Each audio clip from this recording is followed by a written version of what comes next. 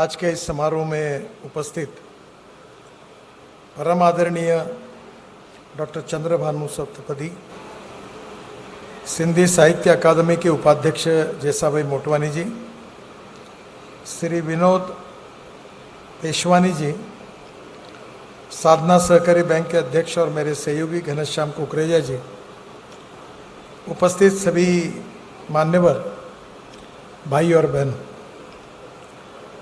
इसी सभागृह में परम श्रद्धेय गुरु जी का आशीर्वाद एक बार लेने का मौका भी मुझे मिला है। उनकी विशेषता ये है कि प्रशासकीय अनुभव उनको काफ़ी बड़ा था,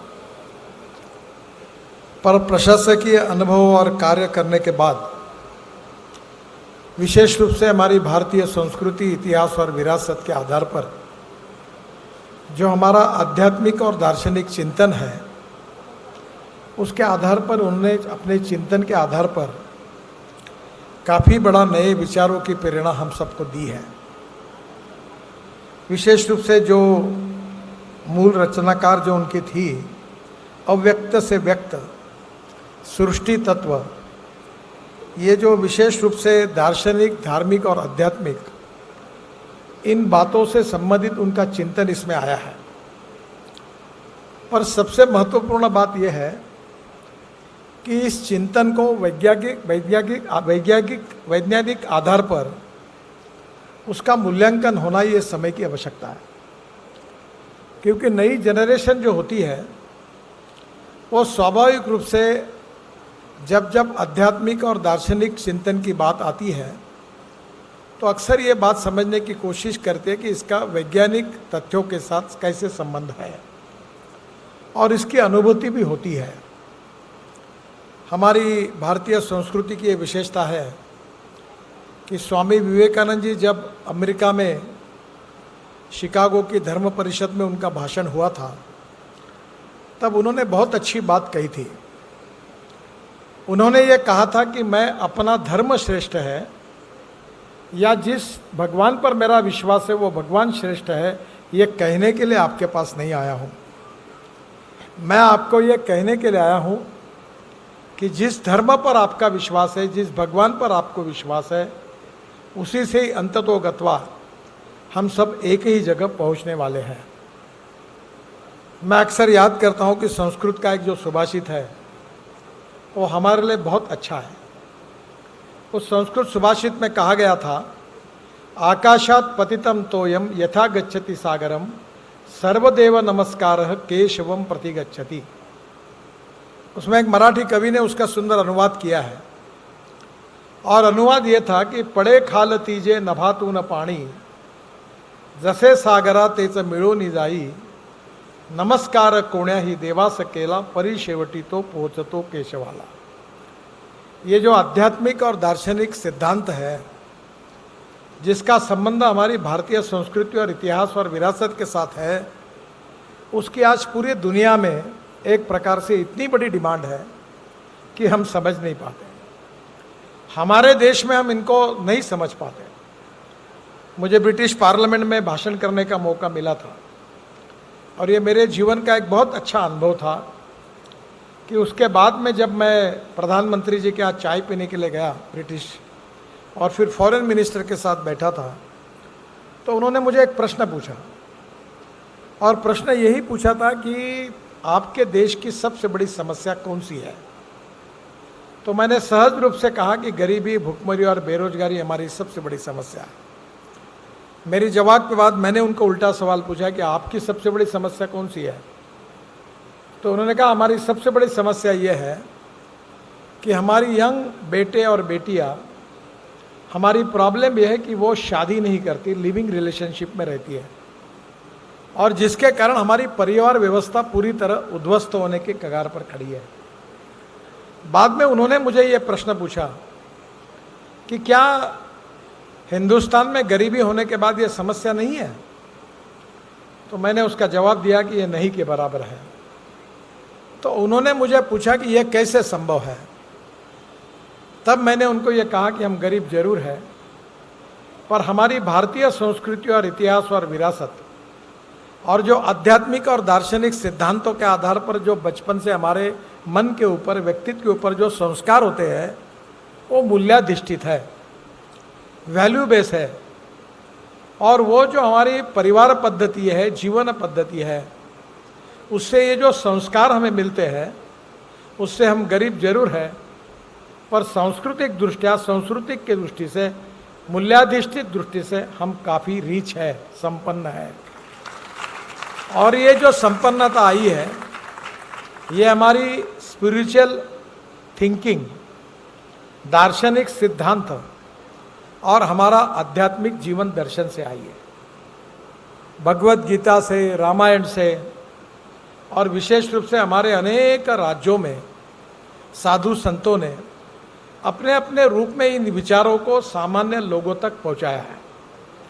केवल विचार नहीं पहुंचा है, तो विचारों को सुनने के बाद उसका जो संस्कार व्यक्तित्व पर परिणाम करता है, उससे व्यक्ति का जीवन बदलता है।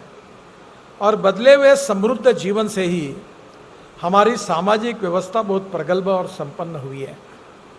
और इसलिए स्वाभाविक रूप से एक फिलोसोफर ने कहा था कि पर्स एंड पर्सन, इसमें पर्सन यानी व्यक्ति श्रेष्ठ है, पर्सन एंड पार्टी यानी व्यक्ति और संगठन, इसमें संगठन यानी पार्टी श्रेष्ठ है, एंड पार्टी एंड फिलोसॉफी यानी संगठन और विचारधारा, इसमें विचारधारा महत्वपूर्ण है। अब विचारधारा जो होती है वो स्वाभाविक रूप से समझने के लिए हमें हमारी क्षमता भी बढ़ानी पड़ती है, क्योंकि दार्शनिक सिद्धांत, आध्यात्मिक सिद्धांत, जिसका परम आदरणीय गुरु जी ने सूक्ष्म चिंतन के रूप में, सूक्ष्म तत्व के रूप में जो नॉलेज दिया हुआ है, उसका मैं कोई अधिकारी व्यक्ति नहीं हूँ। जब मुझे डेमले जी ने कहा तो मुझे एक बार ऐसा लगा कि मैंने कैसे, पिछले बार भी ये संकोच था कि कोई कार्यक्रम में जाने के पहले उस विषय पर मेरा भी अधिकार होना चाहिए। पर मैं इतना ही जानता हूँ कि मानव जाति के कल्याण का ये सूक्ष्म वैचारिक चिंतन है और इससे हमारे जीवन में समृद्ध और संपन्न होने का मौका मिलने वाला है। अब जो जीवन होता है वो भौतिकवाद और भोग विलास में डूबा हुआ रहता है। कहीं ना कहीं स्वार्थ, ईर्ष्या, आकांक्षा, महत्वाकांक्षा जीवन में होती है और ये मानवीय स्वभाव भी है, इसमें कोई गलत नहीं है। पर जब दार्शनिक और आध्यात्मिक सिद्धांत और मूल्याधिष्ठित जीवन पद्धति के संस्कार व्यक्ति पर होते हैं तो हमारे जीवन में भी आमूलाग्र बदल हो जाता है। और इसके लिए काफ़ी चिंतन की भी ज़रूरत होती है और गुरु के रूप में उसका अध्ययन करके उस जो सिद्धांतों को है उसको हमारी भाषा में, यानी बहुत सिंपल लैंग्वेज में, क्योंकि हमारा जो IQ है, जो गुरु जी ने लिखा है, वो समझने के लिए हम कितने भी अपने को विद्वान समझते होंगे, फिर भी हमें बहुत ज़्यादा ज्ञान की उपासना करनी होगी, क्योंकि वो समझना बहुत कठिन है। पर जब हम उसको समझने की कोशिश करते हैं और गुरु ही हमें जब उसका मार्गदर्शन करता है तो धीरे धीरे बात समझ में आती है। ये बहुत डिफिकल्ट है, इसको शॉर्टकट नहीं है। शॉर्टकट के बारे में एक फिलोसोफर ने कहा है कि शॉर्टकट कट यू शॉर्ट। तो ये समझने के लिए ईयर्स टू ईयर भक्ति, आराधना और इसके आधार पर फिर उसका एक प्रकाश हमारे मन में, हमारे व्यक्तित्व में, हमारी आत्मा, मन, उसके साथ एक जीवन दर्शन का जो संस्कार मिलता है, उसकी अनुभूति से हमारे जीवन को हम बदलते हैं। और इसलिए आज तो हमारा जीवन बहुत ही आत्म केंद्रित है।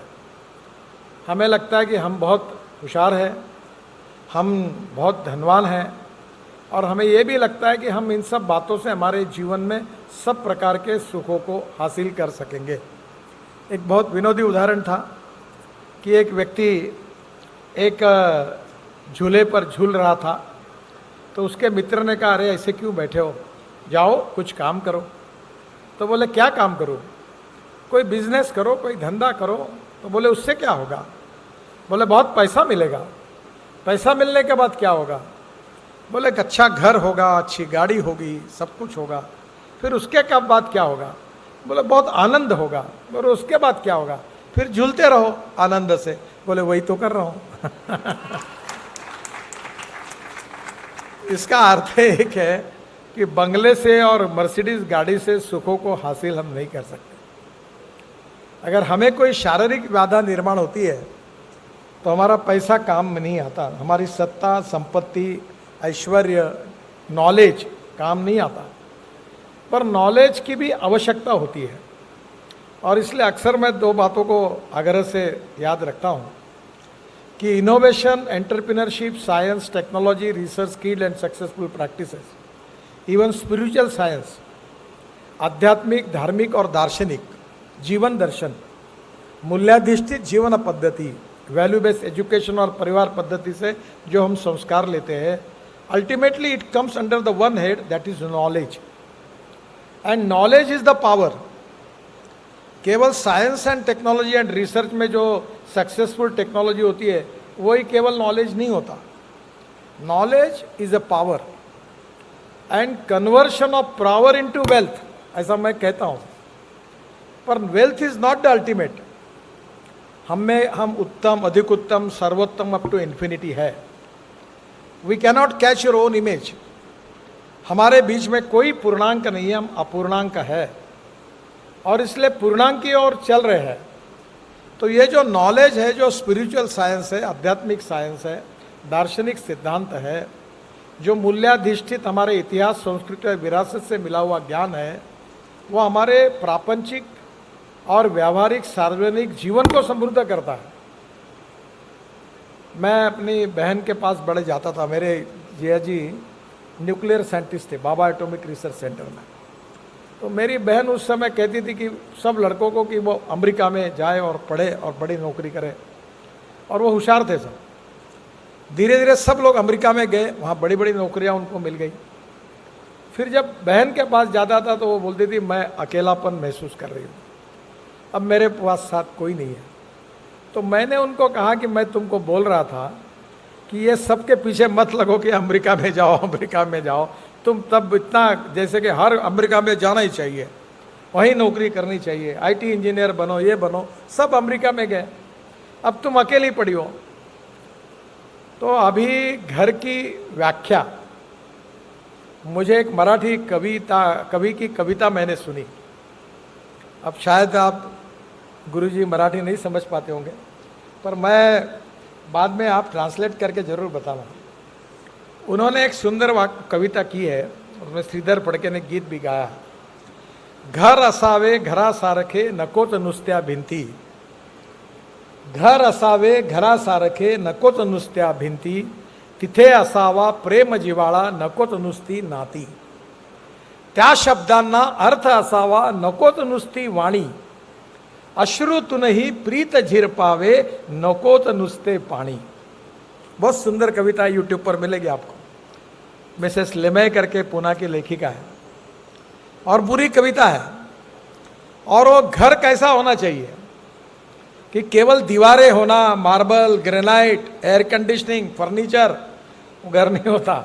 और ये घर होगा, रात को सब माँ, बेटे, पिता, पुत्र सब रात को ड्रिंक्स लेंगे और धिंगाड़ा करेंगे, तो वो फर्नीचर का क्या उपयोग और वो घर का क्या उपयोग। तो घर में क्या होना चाहिए? प्रेम होना चाहिए। घर में क्या होना चाहिए? जिवाड़ा होना चाहिए।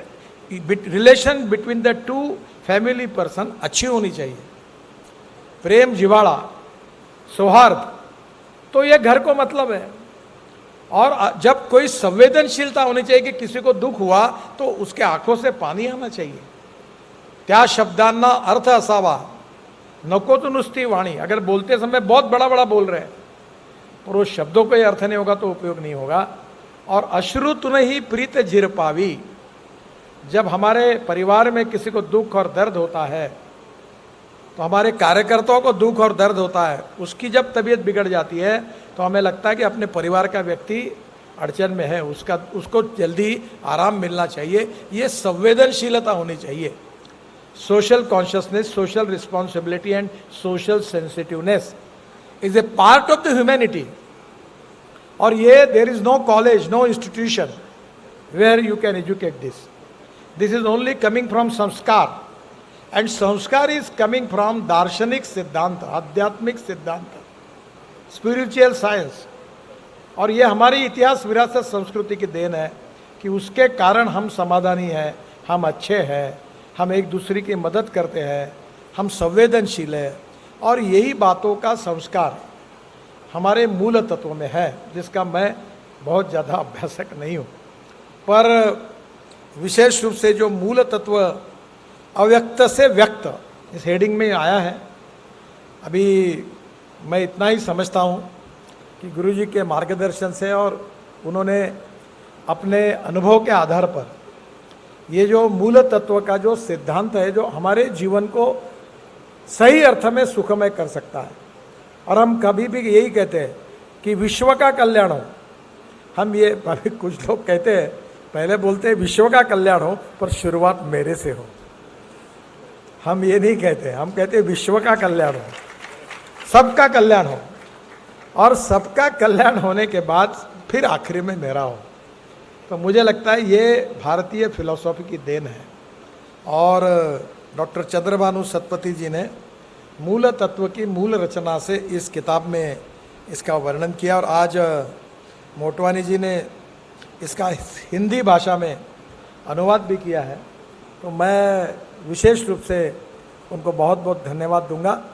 और एक बात मैं गुरुजी को कहूँगा कि गुरुजी, हम इन सब सिद्धांतों को समझाने में बहुत हमारे देश के विद्वानों ने इसके लिए बहुत काम किया है। मैंने देखा, मैं बर्लिन में था श्री श्री रविशंकर जी के कार्यक्रम में, तो उन्होंने मुझे, बहुत लोग थे, तो मैंने देखा लाखों यूरोपियन लोग, अर्जेंटीना के, जर्मनी के, यूरोपियन कंट्री के राष्ट्राध्यक्ष, पूर्व राष्ट्राध्यक्ष हरे राम हरे कृष्ण का जय जयकार कर रहे थे, हमारी भजन गा रहे थे स्टेडियम पर, और एक प्रकार से हमारे स्पिरिचुअल साइंस के बारे में वो लगातार अध्ययन करते थे।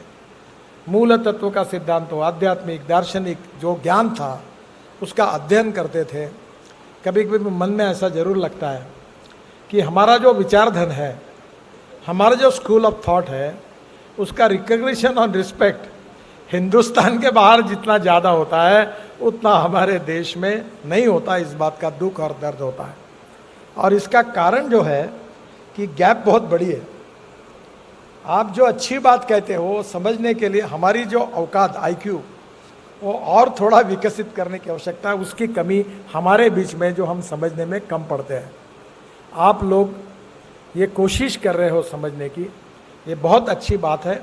और इसको समझने की कोशिश करने के बाद में उस विचार के कारण और संस्कार के कारण आप जैसे और मेरे जैसे सामान्य व्यक्तियों के जीवन में भी जरूर परिवर्तन होगा, यही मेरा विश्वास है।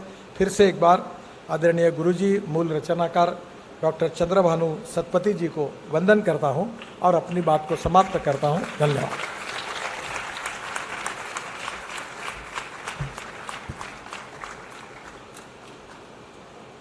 On behalf of CB Satpathy Cultural Foundation and Sindhi Cultural